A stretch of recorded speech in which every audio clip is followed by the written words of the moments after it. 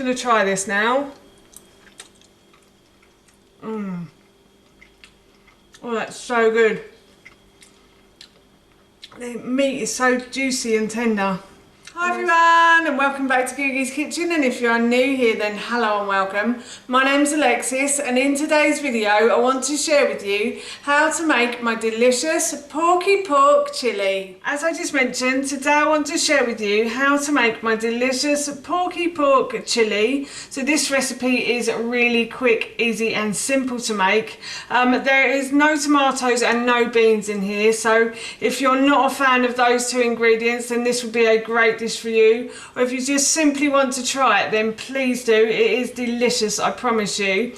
So I've laid out all of my ingredients and I've put a large saucepan. I'm going to put that onto a high heat on my hob, and I'm going to add a little bit of oil to the base of the pan, and I'm going to leave the pan to heat up. The oil has spread across the base of the pan and the pan is getting nice and hot. I know this because I can see the smoke around the outside.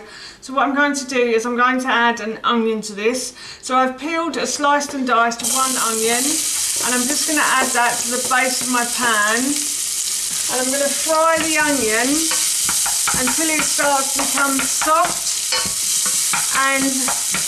and it goes like a nice golden brown colour around the edges as well. So the onion has started to soften and I can see it's sort of going a lovely golden brown colour. The pan is very hot though, so I'm going to turn the heat down slightly. And now what I'm going to do is I'm going to add in my garlic. So I've peeled and sliced 2 garlic cloves, and I'm just going to pop those into the pan as well, like so. And I'm going to fry these only for about 30 seconds because I just want to get a bit of colour in the garlic, but I don't want it to go like a really dark golden brown colour, because when it does that it tastes a bit bitter in the meal, I find. So I just want a slight colour to the garlic, which I think has started to happen. So what I'm going to do now is I'm going to add in some carrot and some butternut squash as well. So I've peeled and grated 1 carrot, and then I've got probably about 200 grams of butternut squash, and I removed the skin and I just simply grated that as well, and I'm going to add those to the base of my pan now, like so. And I'm going to fry these for about a minute or 2. Obviously these are grated, so it won't take them too long to soften in the pan.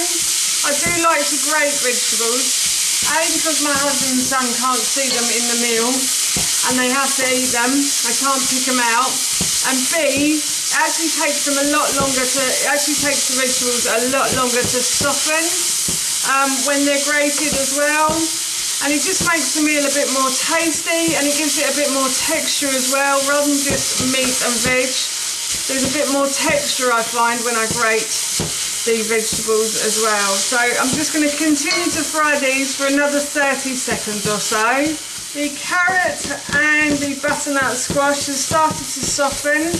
So now what I'm going to do is I'm going to add in my pork. So this meal serves 4, so I've got about 500 grams of minced pork that I'm going to add to the base of the pan like so. If you're wondering what that noise was, it was the plate. I just put it down and it fell off the side of the hob. So it did make a bit of a clang then, I'm sorry about that. So what I'm going to do now is I'm just going to try and mix everything together as best as I can. And I'm also going to fry this until the pork starts to go golden brown. The pork has gone a lovely golden brown colour, so now what I'm going to do is I'm going to add in some chilli. So I've got some mild chilli powder here. You can use medium or you can use hot. I'm serving this to a 10-year-old now. He's turned 10, I can't believe it. And he likes spice, but he doesn't like things too spicy still. He was going for more of a hot chilli in recent months, but he's gone back to liking it a bit more mild again. So we're getting there, but slowly but surely I think with the spice levels. And then I've got some ground cumin that I'm going to add in, and I'm also going to add in a teaspoon of ground coriander as well. So I'm just going to add in a teaspoon of ground coriander. And I'm going to add in about half a teaspoon of ground sweet cinnamon. If you haven't got ground sweet cinnamon, you can just use cinnamon. So I'm going to add that in as well. And then I'm just going to mix these ingredients around, like so. This smells really good already, I have to say. And then I'm going to add some dried oregano or oregano, depending on which continent you're standing. I think I'm going to do a couple of teaspoons of that, because I do love the smell of dried oregano, I have to say.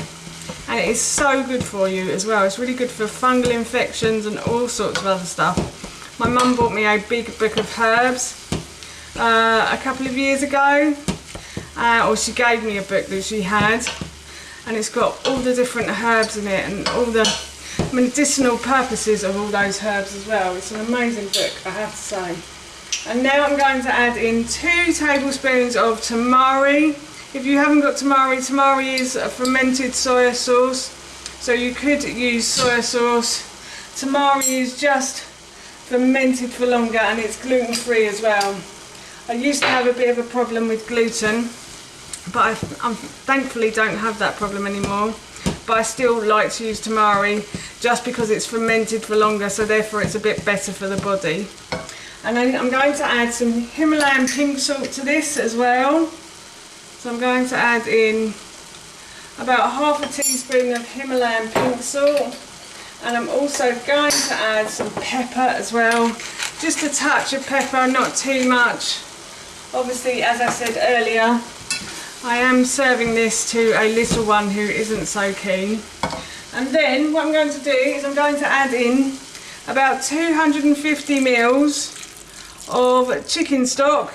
If you haven't got chicken stock, you could use bone broth, or you could use a pork stock cube as well. And I'm just going to leave this to come to the boil now. And then once it comes to the boil, so I'm just going to turn the heat up a bit. I'll turn it down and I'll leave it to simmer. And the longer you leave these sorts of meals to simmer, the more the juices of the meat come out, and the flavour becomes quite tender and delicious. So I would recommend leaving it on the hob for a good half an hour if you've got that time. But if you haven't, serving it now is also really good as well. So yeah, it's just coming to the boil now. So I'm going to turn the heat down to a medium heat, and I'm going to leave this to simmer for about 30 minutes. The meat has been simmering on the hob for a good half an hour, and it feels very tender, I have to say, when I touch it with the spoon.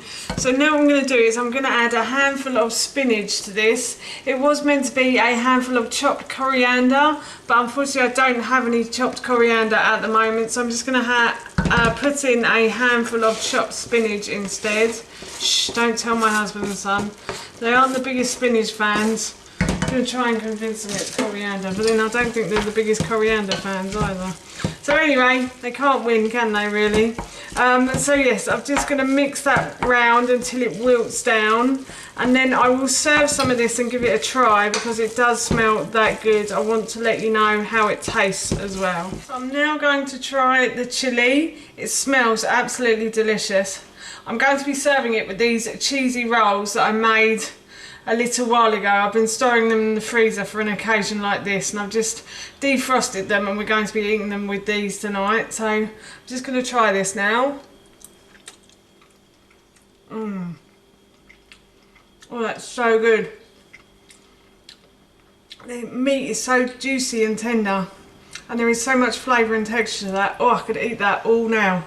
Oh, that's so yummy. So that is our dinner done. That's how you make my delicious Porky pork chilli, and that recipe I will link in the description box below for you.